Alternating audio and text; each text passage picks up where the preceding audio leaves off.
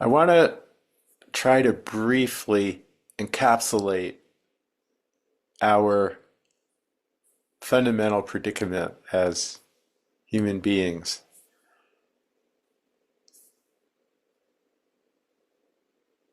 We we identify with what we can call the ego or the small self, which is basically just a thought process.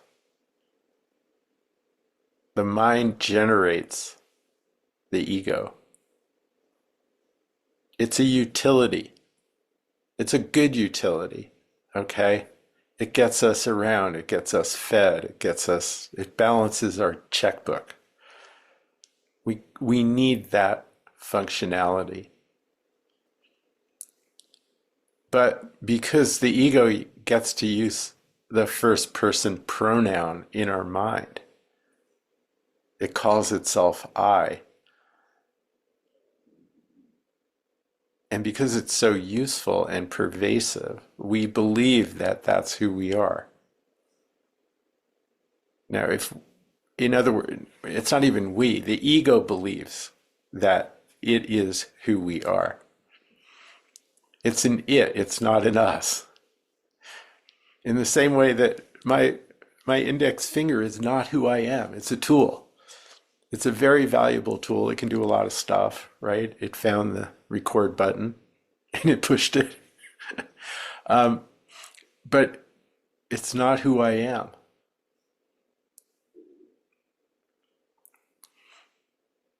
The ego, believing that it's who we are, knows deep down that it is an imposter. It's a fraud. It doesn't have the reality of anything beyond a tool. And because of this, it's fundamentally insecure. It's fundamentally disconnected from love. It's fundamentally disconnected from everything except itself, which is why it believes itself to be the center of the universe. Have you ever noticed your ego believes that it's the center of the universe, acts as if it's the center of the universe? This is useful. It's a protector, but it's a delusion. And in that delusion, because it's unconnected, the ego is fundamentally insecure. It is a sense of lack. It doesn't even have a sense of lack. It is a sense of lack.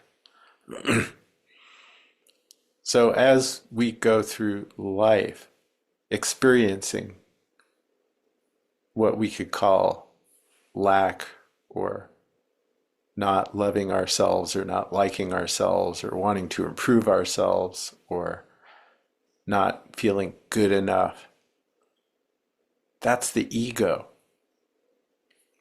And then the ego undertakes all of these self-improvement projects to try to cover over that sense of lack. Or it just gets addicted to substances, experiences, relationships, objects,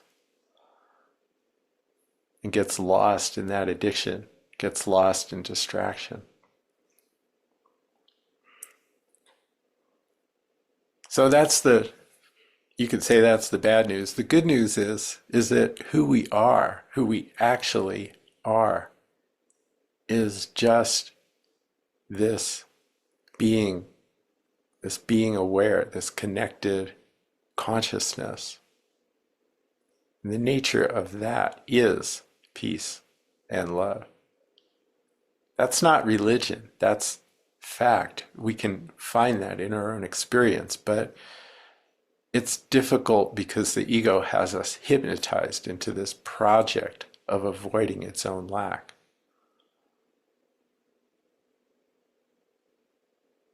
So we have two options in the sense of working with this. We have lots of options in the sense of avoiding it. That's what most of humanity and a lot of our own personal impetus is, to avoid this. One is we can go directly into the ego, into our experience, and investigate it carefully. This is insight, mindfulness. We investigate it carefully over and over until we realize that its nature is unreality, illusion, Maya. Everything that's happening in our minds and body is just cause and effect. It's not, there's nobody there. And it starts to lose its power. We start to have insight into our nature.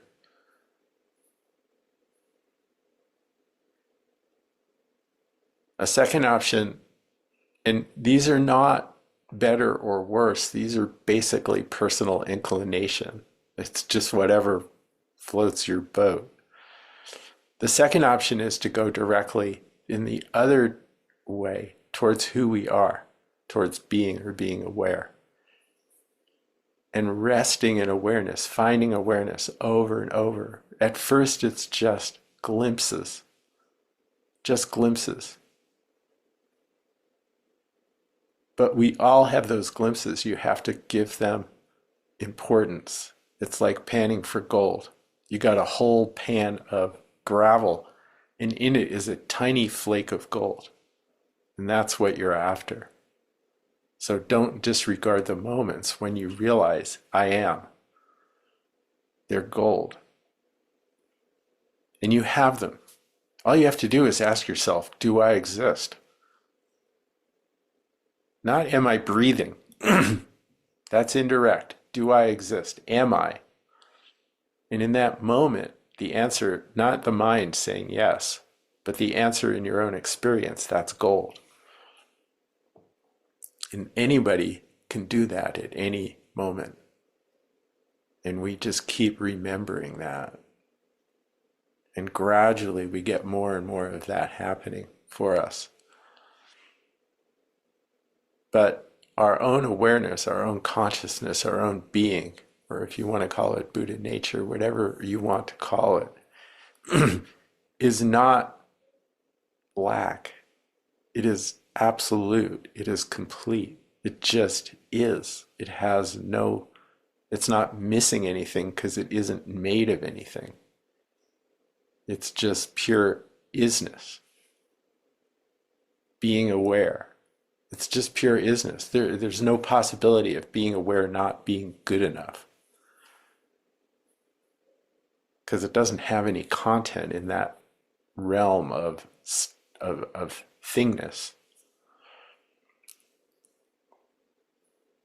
And we gradually realize that we are, I, who I am, is aware of the mind, is aware of the body, is aware of the ego. We're not trying to fix the ego. We're just becoming aware that it's a function. It's not who we are. And the ego loses the power of delusion, of thinking it's at the center of the universe, at the center of who we are. It's not. And it just it's actually a relaxation for the ego.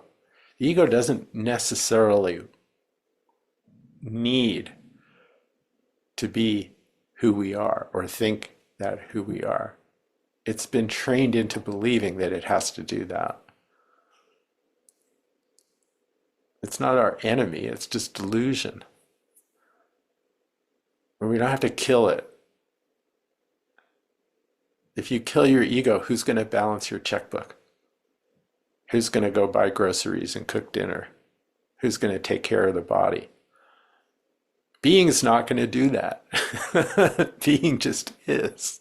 So it's not about replacement. It's about, in a way, it's about dethronement.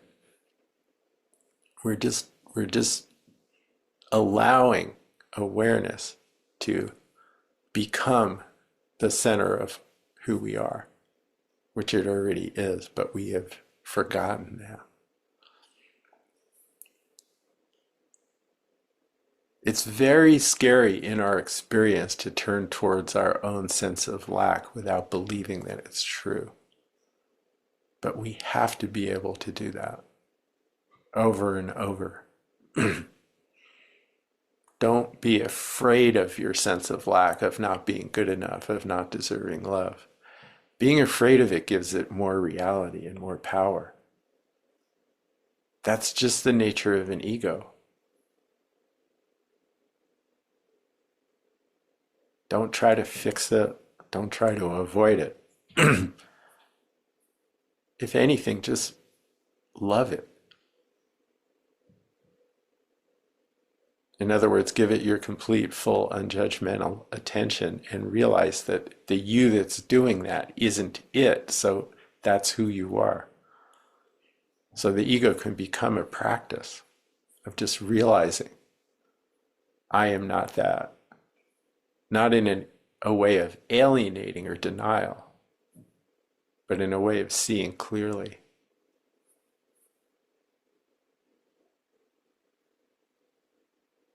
So regardless of however we practice this or do this or understand this in terms of concepts, somehow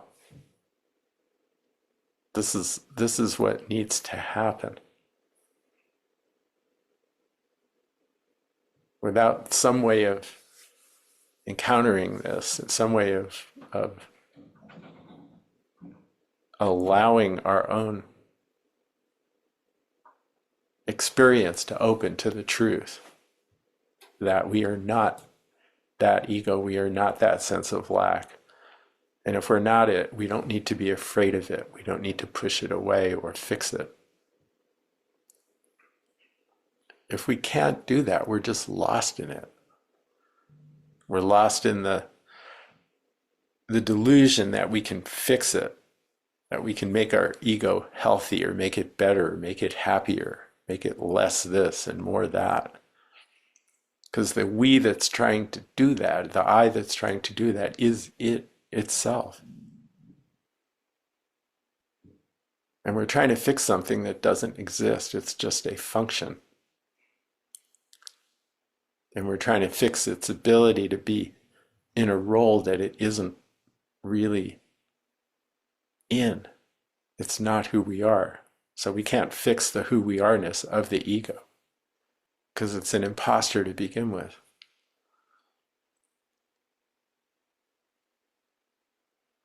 We can't ever fill that void, that sense of lack. It's built in.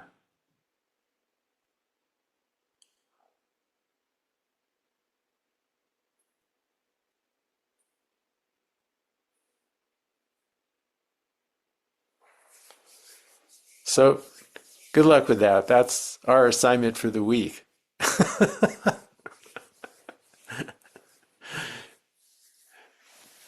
I hope that's helpful. I hope you take it as good news, not bad news. But Johann, it's going to take a little longer than a week, right? Hopefully one lifetime. Thank you so much. Thank you, Sangha. Yeah. Good to see you all. Take care, everyone. Good to see everyone. Thank you. Thank you. Thank you, Sangha. Thank you so much. Thank you, Thank guys. you. Thank It'll you. take a few lifetimes, actually, but Fair enough. Thanks, Sangha. Thank you, Johann, and thank you, Sangha. Johann, you have so much to share that is so deeply meaningful and profound. It's just, whoa. How do I go there to turn away from the ego? Just that's what the meditation is. Just go directly to knowing that you are. Yeah. Yeah. And then put it in context with the cosmos of time, and we are barely a dust speck in the cosmos of time in this universe, and all the universes beyond and beyond and beyond. So lovely thoughts this morning. Thank you, Catherine. Okay. I just want to share that a little over 50 years ago, I was in Santa Cruz, college student, at an acquaintance's apartment, and the phone rang, and he picked it up and declared with the utmost uh, sarcastic sincerity, "Center of the universe." And and I just thought this was such a beautiful acknowledgement because he didn't really mean it, but it was his way of reminding himself that that he was not that. But I never forgot that because this is someone I have no idea what his relationship to Buddhist practice was. It might have been more from a psychedelics experience that he realized that. But I went, boy, if I was just a little bit more of a performer, I would adopt that center of the universe just to be, ironic to the people that got it. It sounds like a great stand-up bit, Jeff. Yeah. Yeah, my brother says it. He has said, "I am the center of the universe." He means it. And right now he's going through a major depression, maybe for the first time in his life. It's a very rich thing, sacred. Yeah, Hmm. Yeah. good manure. Depression is. I wish him well, and you too, Julia. Yeah, I wish him well too. Yes, I do. He'll figure it out. He's a smart guy.